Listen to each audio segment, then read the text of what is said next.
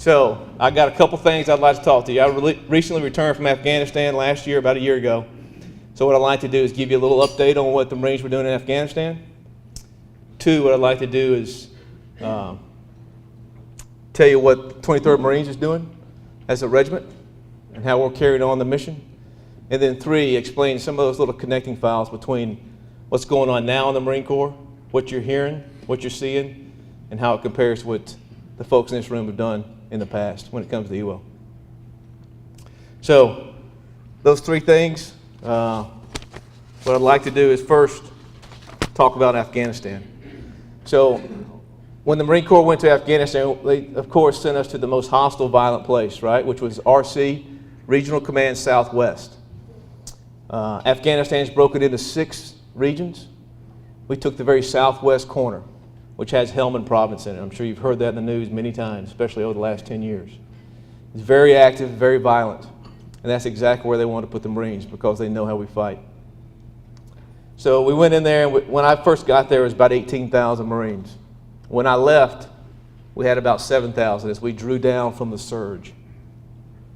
What the Marines were doing when I got there was counterinsurgency. We call that COIN. When I left, they transitioned to security force assistance, which is the difference between the two. COIN is us taking the fight, as in the U.S., the Marines taking the fight to the enemy, being offensive, and the security force assistance piece is now where we've trained, mentored, and led the Afghan security forces for them to take the fight to the enemy.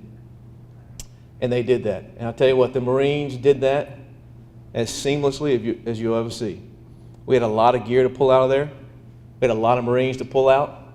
And the Marines, just so you know, led the charge in everything we did, whether it be shooting, whether it be fighting, whether it be pulling back, the logistics piece, or getting Marines out of there. They did the best of all the units. That's just my personal opinion, because I was in charge of some of those guys. But I just want you to know the Marines are doing a great job over there. They've embraced the mission, and they do a great job, and y'all would be proud of every single thing they do. Very impressed. One of the other things they do over there is we advise the Afghans. And we continue to advise the Afghans to give them the opportunity to take over their own destiny, for them to take charge. So we're giving them the opportunity. You hear a lot of good things, a lot of bad things, but I'm telling you, the Afghans are trying to take charge, and they're trying to do the right thing. So we've given them the opportunity. We've done our job, and we'll continue to do it till the President tells us to come home, which is a good thing. We did that back in the early 1800s with Presley O'Bannon. We did it in Nicaragua with Chesty Puller. We did it in Vietnam with the Combined Action Program, Marines. So this is nothing new to us. Security Force Assistance is essentially the Small Wars Manual that essentially we wrote as the Marines. We're just executing it again. So it stands the test of time every single time. It's good. Now, one of those security force missions was, which y'all may have heard of, Corporal Dakota Meyer, a Medal of Honor recipient. He was part of one of those security force assistance events when his actions earned him the Medal of Honor. Now, he's from Kentucky, so he's getting closer to Alabama, getting closer to God's country, a little bit closer to Mobile. But let me just read you some of the stuff he was doing when his team got rolled up in an ambush, and he was with a bunch of Afghans and a bunch of his training team folks when he heard on the radio that his team was in an ambush. Disregarding intense enemy fire, now concentrate on their lone vehicle. This is Corporal Myers. Corporal Meyer killed a number of enemy fighters with the mounted machine guns and his rifle, some at near point-blank range, as he and his driver made 3 solo trips into the ambush area. During the first 2 trips, he and his driver evacuated 24 Afghan soldiers, many of whom were wounded. When one machine gun became inoperable, he directed a return to the rally point to switch to another gun truck for a 3rd trip into the ambush area where his accurate fire directly supported the remaining U.S. personnel and Afghan soldiers fighting their way out of the ambush. Despite a shrapnel wound to his arm, Corporal Meyer made 2 more trips in the ambush area in a 3rd gun truck accompanied by 4 other Afghan vehicles to recover more wounded Afghan soldiers and search for the missing U.S. team members. Still under heavy enemy fire, he dismounted the vehicle on the 5th trip and moved on foot to locate and recover the bodies of his team members. Again, President Reagan said it best, where do we find such men? These guys. And the reason I give you these 2 Medal of Honor citation portions is because I want you to notice that there's some similarities between what Sergeant Cole did and what Corporal Meyer did. And the reason I tell you that is because the connection is still there. These Marines are still cut from the same bolt of cloth. We're still carrying on the tradition that the folks in Iwo have established for us and the folks before them when it comes to the Marine Corps. I got a quote in my platoon commander's notebook that I got to read you now that my mom sent. I'm going to tell her I'm reading these to you. She'll be pretty impressed, I'll bet. She's from Mobile. I forgot to tell you that. Silverwood Drive. Men may doubt what you say, but they will believe what you do. Lewis Cass. I think that's obvious with what Dakota Meyer was doing.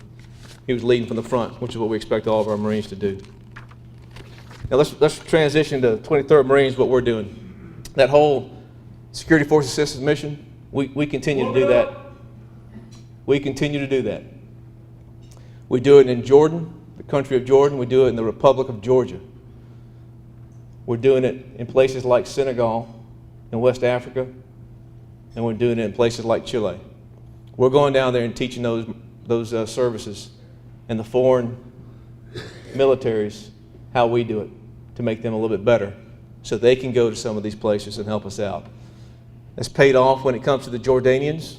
They're over in Afghanistan with us, supporting us down in Helmand in RC Southwest. Additionally, the Republic of Georgia folks, they got 2 battalions supporting us in Helmand also in Afghanistan. Again, they're partnered in with the Marine Corps and doing a great job. So our Marines go over and train them and then go to battle with them and support them. We provide that support that they need when it comes to CASEVAC, fires, air cover, and some types of ISR or reconnaissance. So they like having us in their hip pocket. They like us being there, and we like supporting them. The other thing we're going to do as the regiment, we're going to go to 29 Palms and go to what's called the integrated training exercise. That's where we go as a regimental headquarters and the regimental staff go to work on our ability to conduct combined arms and command and control the regiment. So we're going to be doing that at 29 Palms in the summer. I don't know if y'all have ever been to 29 Palms in the summer, but it is a very, very nice place. I recommend coming out there.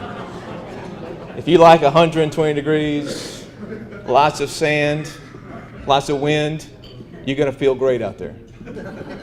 We do, and the Marines love it. I can't keep them out of there.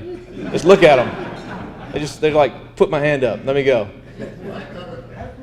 So when we get out there, because the Marines may not like being out there, they're used to being this nice northern Cal weather, sometimes we use the corpsmen a lot because a little bit of dehydration.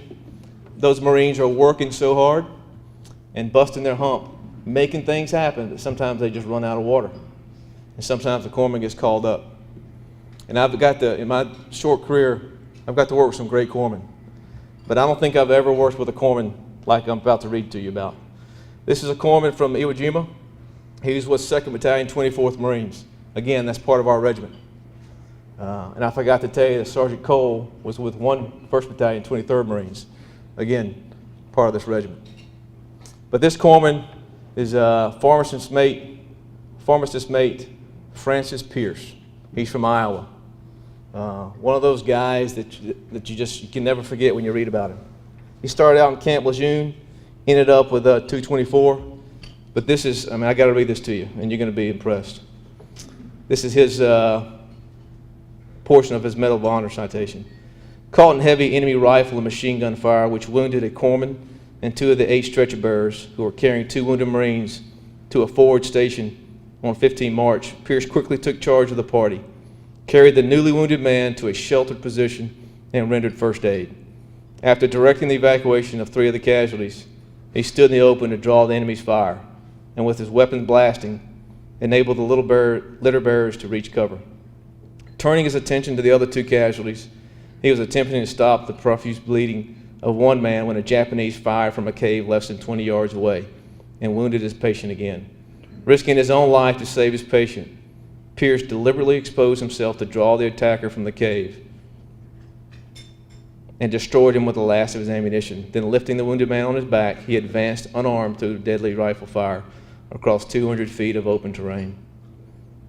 Despite exhaustion in the face of warnings against such a suicidal mission, he again traversed the same fire-swept path to rescue the remaining Marine. On the following morning, he led a combat patrol to the sniper nest and, while aiding a stricken Marine, was seriously wounded. Refusing aid for himself, he directed treatment for the casualty, at the same time maintaining protective fire for his comrades. Completely fearless, completely devoted to the care of his patients, Pierce inspired the entire battalion. That's what I want my doc to do. I want my doc packing a weapon, and I want him defending me while he's taking care of me. And that's exactly what we expect, and that's what they do. So to all the Navy and the Navy corpsmen, the Marines salute you every single day. I can guarantee that.